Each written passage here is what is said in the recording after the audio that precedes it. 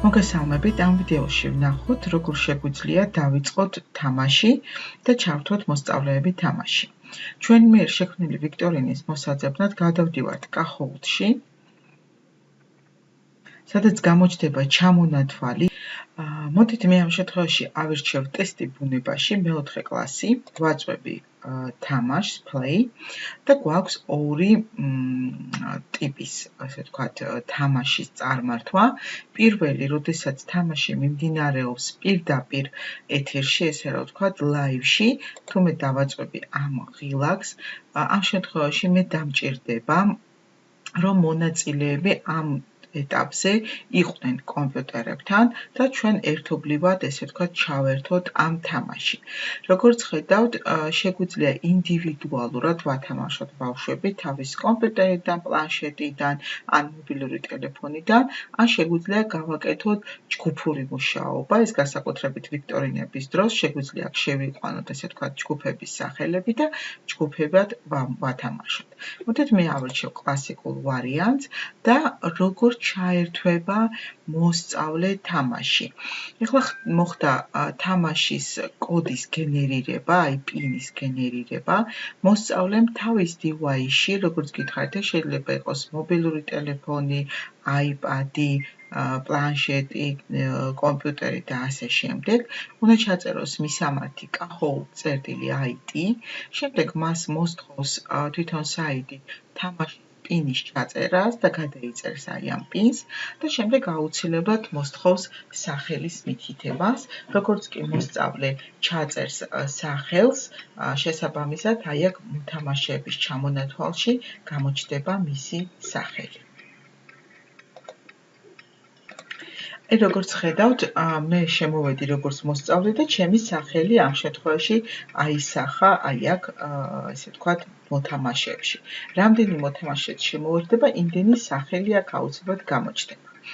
თამაში იწყება მხოლოდ მას შემდეგ, როდესაც მასწავლებელი დააჭრება start ღილაკს, ხდება კითხვის ჩატვირთვა, ანუ გარკვეული დრო ეძლევა კითხვის ჩატვირთვას და შემდეგ მოსწავლემ უნდა გასცეს პასუხი თავის მოწყობილობიდან, ანუ მოსწავლეს უჩას მხოლოდ აი ეს ფერადი ოთხკუთხედები მობილურში და მან უნდა უპასუხოს, ესე ვთქვათ, ამ კითხვებს, ხო? მოდით ასე ვთქვათ, აი მოდი ეს პასუხი მოვნიშნოთ სწორი პასუხად, ანუ მე ჩემს მოწყობილობაში უნდა მოვნიშნო და შესაბამისად დაფიქსირდა, რომ ეს პასუხი არის სწორი. სანამ ისევ მასწავლებელი არ გადავა შემდეგ კითხვაზე, მანამდე მოსწავლეები ელოდებიან, ესე ვთქვათ, მასწავლებლის დასტურს, გადასვლას მივცემ კიდევ ერთხელ და როგორც ხედავთ, რადგანაც მარტო ერთი მოთამაშე, მაგრამ მარტო ჩემი გულა დაფიქსირდა, გადავდივარ შემდეგ კითხვაზე და უკვე ჩაიტვირთება შემდეგი კითხვა, რომელსაც მე უნდა გავცე პასუხი, მოვნიშნავ, ამ შემთხვევაში მარტო მე ვთამაშობ და მოვნიშნავ სწორ პასუხს და როგორც ხედავთ, დაფიქსირდა სწორი პასუხი. ამ ვიქტორინაში საკმაოდ ბევრი კითხვებია და ამიტომ აღარ გავაგრძელებ და მოდით ვნახოთ ახლა მეორე, ესე ვთქვათ, ვარიანტი, როგორ შეგვიძლია ვათამაშოთ ჩვენი მონაწილეები. მეორე ვარიანტის შემთხვევაში მასწავლებლის, ესე ვთქვათ, ჩართულობა ამ შემთხვევაში არ არის საჭირო, როდესაც ამ ვერსიას ვირჩევთ, ჩვენ გვჭირდება გარკვეული დროის მითითება, თუ როდის შეუძლია ბავშვმა ივარჯიშოს ჩვენს მიერ შექმნილ ვიქტორინაში თუ კითხვაში. ვაწვევი create new.